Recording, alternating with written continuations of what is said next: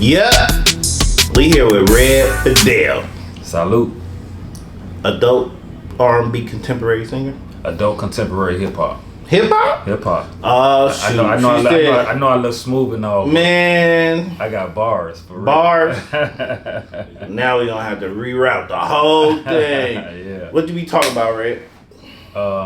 You saw what far as what I'm talking about? Mm-hmm. Lyrically or man, I'm you could kind of probably put me in a box of like conscious MCs. Mm-hmm. You know, I talk about real life scenarios, you know, but giving me a common vibe. I get that all the time. But when every time somebody see me, they say, "Man, you remind me of Common." But I say, "Man, I appreciate the compliment, but he's common, I'm uncommon." Mm-hmm. You know what I'm saying? So it's a good vibe, man. But at the same time, that comparison is actually a compliment because I consider Common one of the top tier MCs. Yeah, you know what I'm saying? So, and that's my vibe right there. Okay. You know, that's my vibe. So where did it start?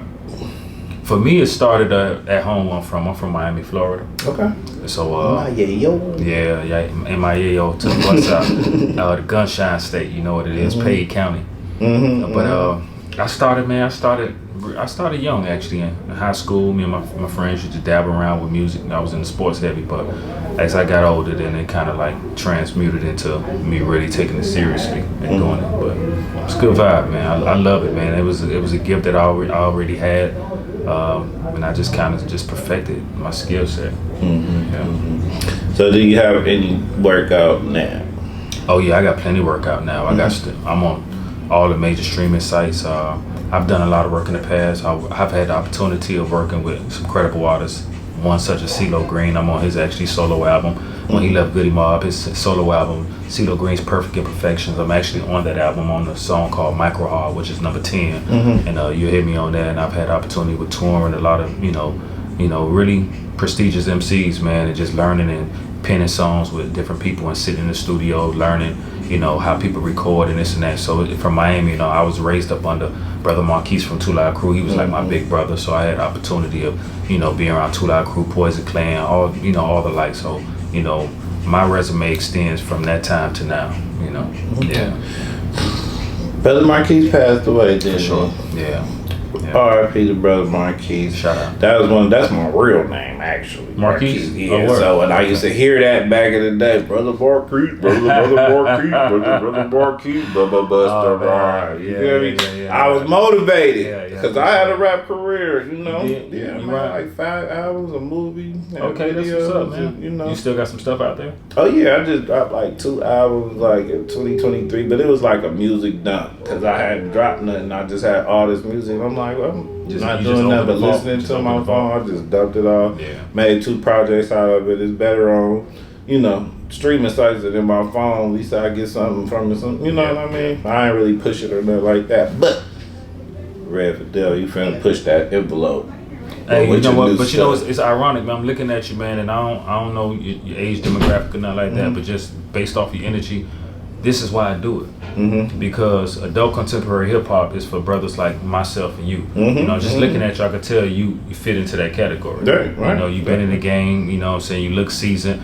I'm seasoned as well. So it's like, it's really inevitable because if you continue to rhyme, you're gonna mature. The maturation process is gonna happen if you ain't dead. And there's an audience for that. And it's an audience for it. Yeah, bro. I don't want to hear all that Dippity bippity. There you go. Chick hop. There you in go. the club they playing. I can't even dance to the chick hop.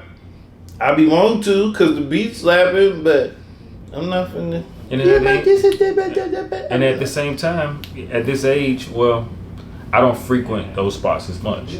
So I'm, for me to talk about things that I don't do, to me, it's kind of disingenuous. It's not really, that ain't the kind of music I make. My music is coming from here. It's coming from experience. It's coming from observation. You know what I'm saying? So I ain't just trying to make nothing up. Yeah. So for people like me and you, it's a lane, like you said, because I'm gonna tell you, what really, I had already flirted with the idea of, I say honestly, probably about 10 years ago. But what confirmed it for me was what solidified it all. I never forget. It had to be around, I would say we're in 2025. This probably was like this was probably like right before COVID. There was a concert I went to. I seen Big Daddy Kane, it was Houdini, Chubb Rock. I want to say MC Light was there as well. And what's your boy? Kumo D. It was over there at Wolf Creek. So, and I'm at the concert, and Big Daddy Kane was on stage. You know how they say whole session, they had the crowd response? He did this right here, bro. He said, all those out here 19 years old, 19 to 25, make some noise. We had a few people make some noise. I was like, damn, okay, we got some youngsters who know about Big Daddy. He said from 25 to 35, make some noise. We got more people. He said 35 to 45, make some noise. No, I'm like, damn, a lot of people screaming. Bro, he said from 45 to like 65, damn near everybody out there. Yeah. And right then the switch came on, like, you know what, there's an audience. And there are ears that are in tune. They still want to hear real hip hop. Yeah, definitely. But they want to hear it. But what gets me, like, now you got an influx and a surge of old school rappers now in the studio doing stuff. All right, so the difference I see is that a lot of these older artists, they're trying to recreate the golden era sound. Like that 90s sound. No, it's not about that. Your sound needs to also have evolved and matured with you. You know what I'm saying? So it's like, stop trying to recreate a sound where I want to hear how you sound now, but I want that music to complement and be congruent with where you at now in your age. You know what I'm saying? Definitely. I want to hear the musicality. I want to hear all that. So that's the difference, and that's one thing I really hone myself in when I'm picking production, when I'm getting with producers. It got to be, because it got to be top tier, because I listen to real musicians, and rap ain't just what I listen to. You know what I'm saying? Definitely. I like instrumentation. Don't give me no beady bop, no play. I want to hear it matching where I'm at now. So that's no Fruity Loops. Nah, none of that. No, I could definitely listen to each one of my projects and tell where I was at in my life in that project. Exactly. I listen to the projects that I just dropped, and they were recorded at different times, and I could tell what time I was in during that song. I'm like, oh, I was in that mode. I was in this mode. You could tell through my music where I'm at. That's real. Because music is a barometer and an indicator of that time. Because we, at the end of the day, man, we narrators. You know what I'm saying? We griots and we narrators, and, you know, it's just what it is, man. But so that's why I do adult contemporary hip hop. That has allowed me to continue doing this music thing without feeling aged out. Because for some reason, rap is the only genre of music where it's like they age you out on it. You don't ask no R&B singer. I think it's starting to stop though. You know what I mean? Hopefully it is. And I feel like those who had jeopardy in it and really kind of stayed consistent and stayed around, or you know what I mean, they might not be going as hard as they were when they were younger, but they still performing, they still out, they still making music, they still, you know what I mean? Yeah. It's like they still around. You know what I mean? They still got an audience. Yeah, and they still around on that hit that they made in the 90s. That's what people know. That's really, because as soon as they do that song, the crowd go crazy. You do the new stuff that rock with you, but it's that song. It only take one single to blow up to get, you know what I mean? You'll get shows for the rest of your life. Show you songs are portals. Because even with me and you, like, we older, but them same people talk about, we heard one of them, let's say It Takes Two from Rob Bass. We can hear It Takes Two for right now. Man, you're gonna jam to it because it creates a nostalgia that puts us in a portal, and we time travel back to that period when we was jamming to it. You might have been 19, I might have been 18, 16. I was younger than that. You know what I'm saying? But I'm just saying we were young. But that's what I'm saying. Like, it's portals, man. It's like you gotta take the people with like 80s or something, man. It Takes Two. I was actually, I ain't gonna tell my age, but I was definitely young. That was late 80s. It Takes Two. And he's still doing shows everywhere. He crossed that water, man, getting bread on that song. Some music is timeless. I love timeless music. You know what I mean? Making classics. Something that I can listen to today, 20 years ago, and 20 years from now. For sure. You know what I mean? Sure. Like, I love me. A good song is timeless. I agree. And that's the aim of making music. Yeah. Now, there's nothing wrong with making something that's a trend and you want to make a quick hit. That's cool, but I don't know. I always strive for the timeless joints. I always strive for something. Just today, a young dude who just started following me on IG. Shout out to you. He hit me, and I guess he went back and listened to some of my music that's already streamed. And he said, "Man, I have a song called God Bless on my album called The Metamorph." And he hit me about that song. That song was done some years ago, and he was like, "Bro, that song, man, like that shit is fire, man. Like." Boom. And it was a compliment to hear a young one of these newer YNs, quote unquote. I call them YKs, young kings. I don't want to call them young ninjas. Let's do that.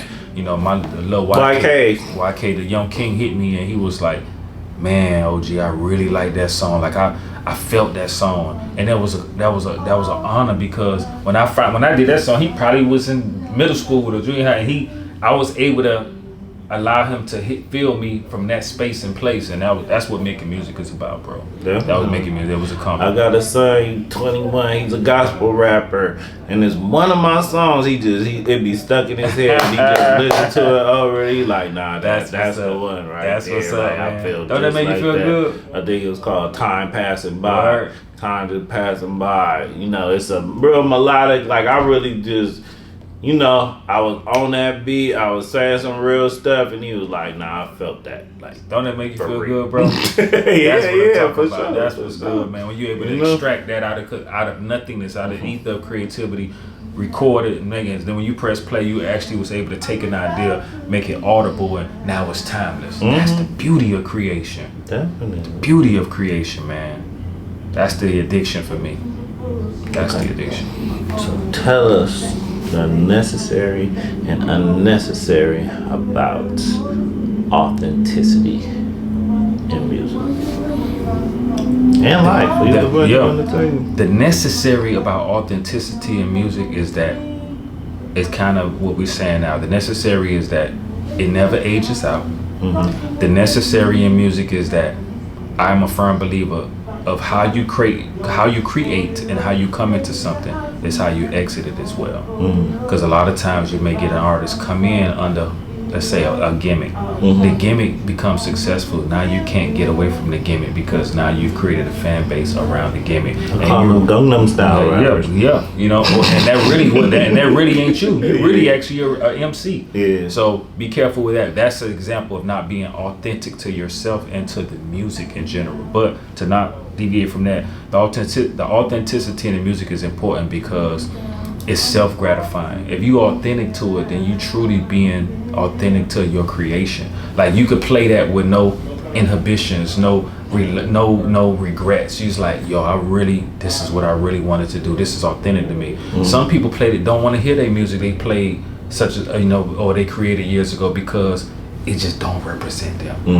It's nothing. I could play you music 10 years from, I did 10 years, 15 years right now, and I could stand on that still because even though I was at that space and place, you could still hear the authenticity in that still correlates to who I am today. You know what I'm saying? It's just a mature version of that being that created it in. So the authenticity is perfect. Now, the unnecessary in it could be just for success purposes. It could be for emulation purposes. It could be for the fact that, okay, I just want to do this music because I want to actually exploit the trend, you know, and that's cool too. And some people do it just because they had a connection to do it. They had a connection to do it. You know what I mean? And they might not really have the true skill set or the true talent, but they got the connections and they good at making stuff pop. I ain't knocking. All that has a space and place. I think it's all part of the balance. The problem is when there's an imbalance of too much of one. It's preferably the unnecessary. I never heard of too much of authenticity because that just creates a great harmonic, environment. But too much unnecessary, that's a bad imbalance, and that imbalance creates a dis-ease, and that dis-ease is why we got now rap fatigue going on all on YouTube. We got all this other people don't want to hear it no more. People don't want to hear the mumble anymore. They said this is the first time in history that there is no rap song in the top 40, top 100 Billboard. Yep, I've seen. Yeah, that speaks volumes. But if I'm not mistaken, there was an AI artist in there. So we need to be done with that. All y'all go watch iRobot, Ready Player One, Terminator 1, Terminator 2, and we gotta stop it. We gotta stop. We gotta do the AI thing. Is here. It's here. Yeah, they got the sex robots and all this. It's not going anywhere. So ain't no way around it, ladies and gentlemen. We gonna have to. What we gonna have to do about the AI? Really? But we can't. That's just like it's a done deal. It makes us evolve more creatively. Okay. You know, is replacing a lot of artists. Yeah, Same way it it's replaced replacing people's a lot of videographers, a Yeah, lot of, like it's replacing a lot of stuff. Yeah, 'cause they don't get sick. That's not even authentic.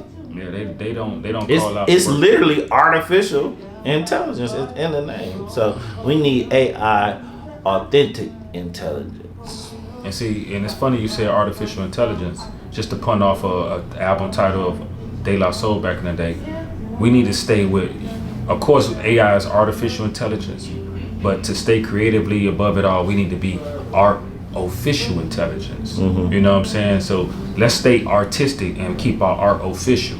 So there's artificial, and then we need to stay art official. You know what I'm saying? And that's what we gotta stay on top of that. But AI makes some beautiful stuff. You play that stuff, man. It's like it makes you step your game up on a whole nother level, and then people becoming more and more lazy. Google replaced encyclopedias. Google replaced the need to read. You just can't. You really can't stop it. But then ask yourself, are we going back to that which we really were? Because I say that because if you look at great wonders of the world, let's just say hypothetically pyramids and Aztec ruins and all that kind of stuff. It was very, very, very, very high science that created that stuff. That these dumb minds can't figure out. Are we now evolving back to those high science minds? So there's so many ways to look at that. So you can't really run from the evolutionary change. You got to actually embrace it, but you got to find your way in it. And the great thing about it is, guess what? We only here temporarily, my brother, because you're gonna age out. So enjoy the ride.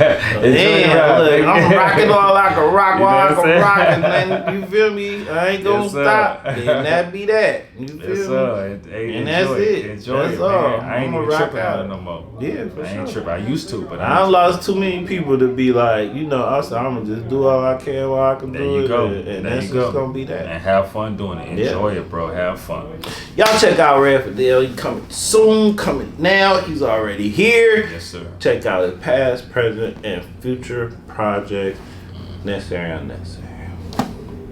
Available everywhere. IG at Redd Fidel. YouTube at The Real Redd Fidel. Check me out on all major streaming sites. I'm also on Facebook. But I am on there. Just type in Red, 2 D's, 2 D's, 2 D's. Redd Fidel, like Fidel Castro. And then make it happen. Enjoy the music, support the groovement, and let's keep doing what we doing. Adult contemporary hip hop at its finest. Salute. Y'all just think about